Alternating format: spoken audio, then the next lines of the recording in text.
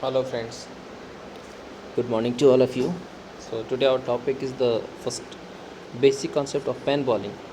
So before the startup of the pen bowling, we'll go for some terminology which we should know while studying about pen bowling.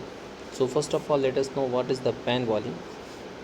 Pen bowling is nothing but a process during which sugar crystals are formed and grown to a desired size. Means in this we'll feed some nucleus, we'll give some nucleus like seed slurry, seed, footing, graining, whatever the different names are there, which will feed, and the size of the sugar will increase. This complete process is called as pen bowling.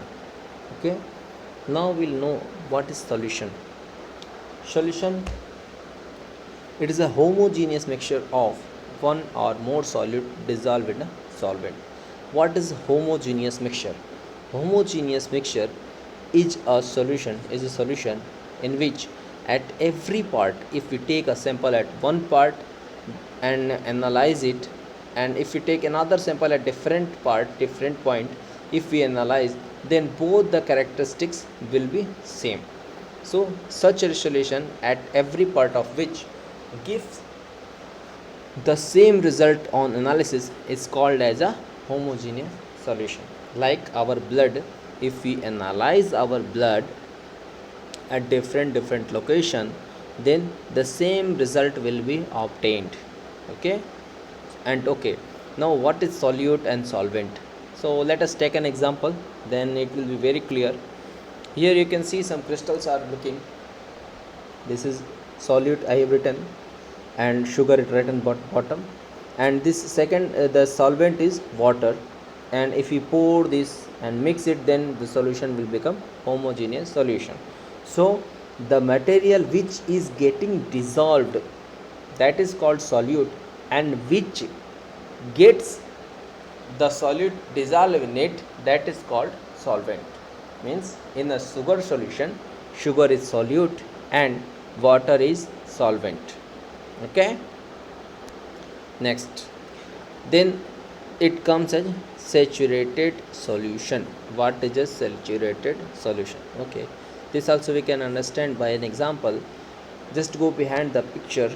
Here we can see if we add sugar, it will dissolve. Further we'll add, it will dissolve. Further we'll add, it will dissolve. At a certain time, the same water will be the same. If we are going on adding further sugar, then a point will come where sugar dissolution will stop. Means further dissolution will not possible. So at the maximum limit, that is the maximum limit at which sugar dissolution will stop or further dissolution will not be possible, that solution is called a saturated solution. Okay. Second comes super saturated solution.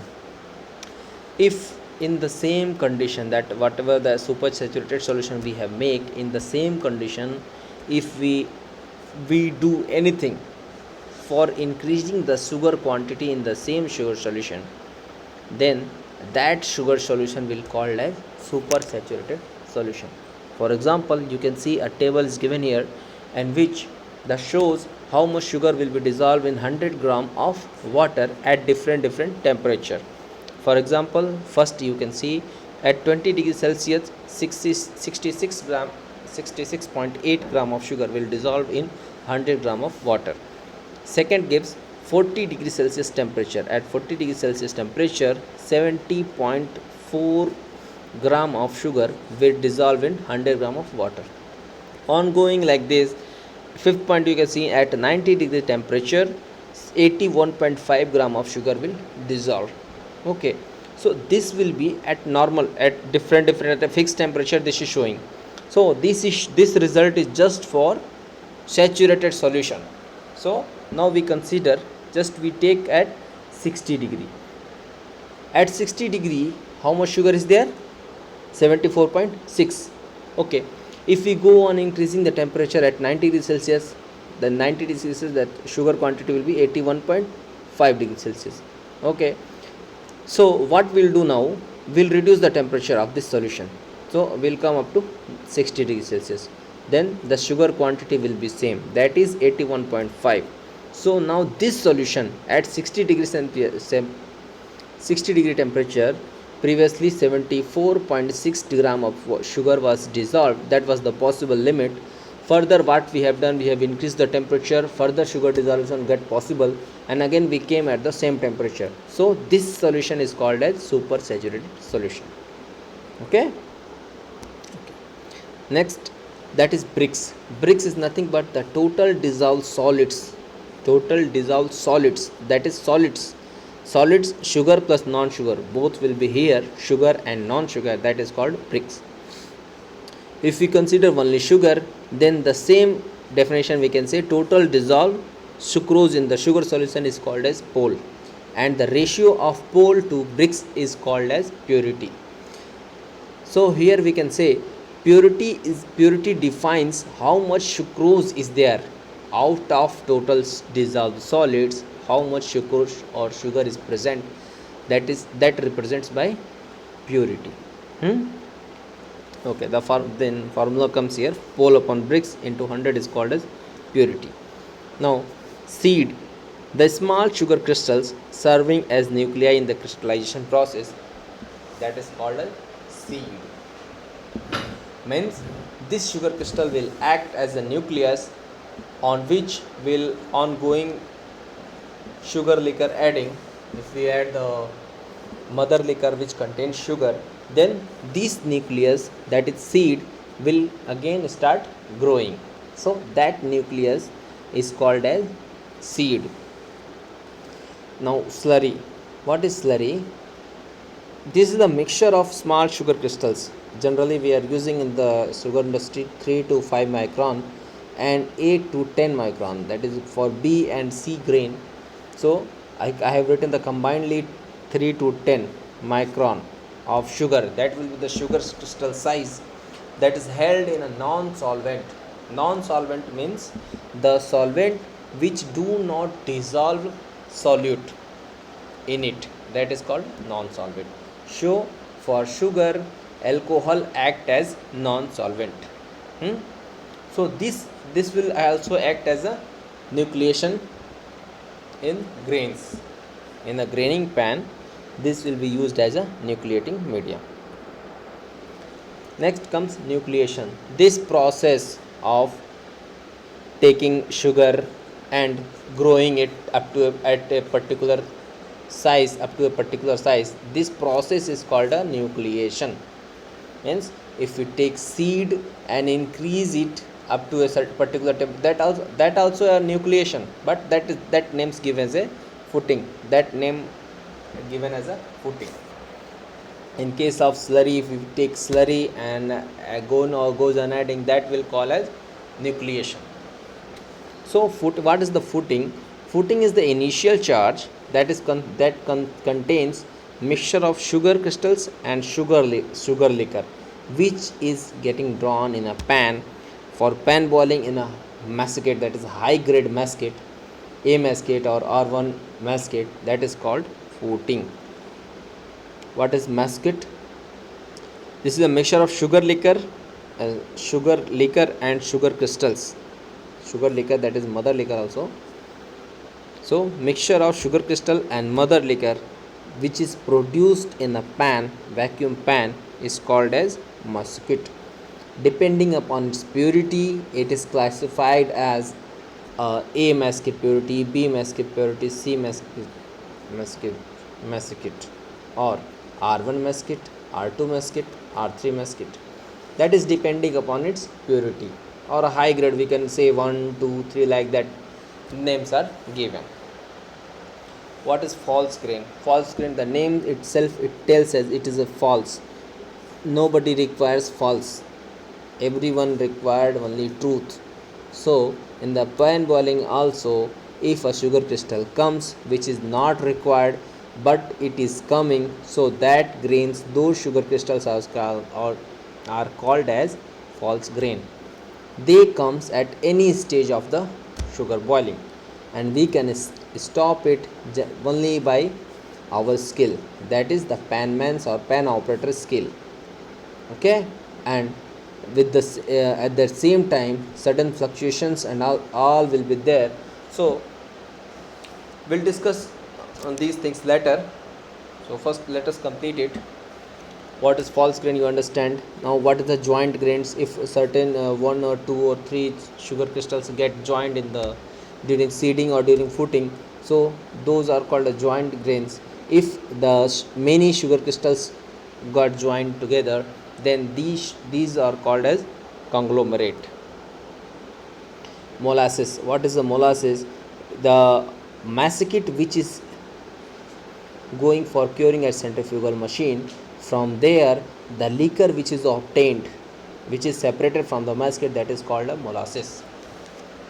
And these molasses are also called as we have already I told, as the musket are named are given, in the same way molasses names also given. At a high grade musket, suppose A musket has been cured, then the molasses which is getting from here is called A molasses. A B musket cured, then B molasses, C musket, then C molasses, like that names are given. Now it comes, what is heavy molasses, what is light molasses. The heavy molasses is denser as compared to light molasses. And the heavy molasses, when it comes, before adding water or steam or just very little bit water will be there for removing this liquor, that this mother liquor, then this is called as heavy molasses. And this always this comes first. Before light molasses, heavy molasses will come first, because this will contain more non sugar and it will be very heavy, very denser as compared to light molasses. Okay, now heavy and light molasses both are further boiled to get more sugar from the molasses. At a certain stage, further removal or further separation of sugar will be not possible economically. At that stage, the molasses is called a final molasses, or we can say the molasses which is obtained from the last massacre, from where further sugar removal will not be preferable economically, that is called a final molasses. Okay, I hope you understand. So now it comes different kind of zones which we'll discuss in a later stage. For here only we'll discuss what is happening in the zone, that's it. Further we'll go in the next videos, we'll discuss how the zones are classified and what is the coefficient of supersaturation and certain other things we'll get to know. So let us discuss what is the unsaturated zone. Unsaturated zone means whatever if the sugar solution is there, if we adding further sugar, whatever sugar we'll add, the totally will get dissolved in this zone. Or in an unsaturated solution, sugar will get dissolved. Whatever the amount will add, the sugar will dissolve in an unsaturated solution or at unsaturated zone. Next comes saturated zone. The name itself clearly telling it should get saturated, means already it is saturated, so further sugar it will not take, further dissolving of sugar is not possible at this stage. This is called saturated zone. Next, metastable zone. Here crystal will grow, but new crystal will not form at that metastable zone. Whatever the crystals are present, that will get growing in the metastable zone. Next, intermediate zone. Here what will happen, new crystal also will form, and whatever the crystals are already present, that will get growing, so its growth will occur. Next, labile zone. Labile zone, in this zone spontaneous sugar formation will start, sugar crystal formation will start automatically. If we go at that stage, automatically sugar crystals will start appearing. So that will the stage, that zone is named as labile zone. So thanks a lot. I hope you will have enjoyed and you have understand very well. So again we'll go, the next videos will come pen balling, solid brains, and other things will come. So thanks a lot. Thank you for watching my video. Please like and subscribe my channel. Thank you.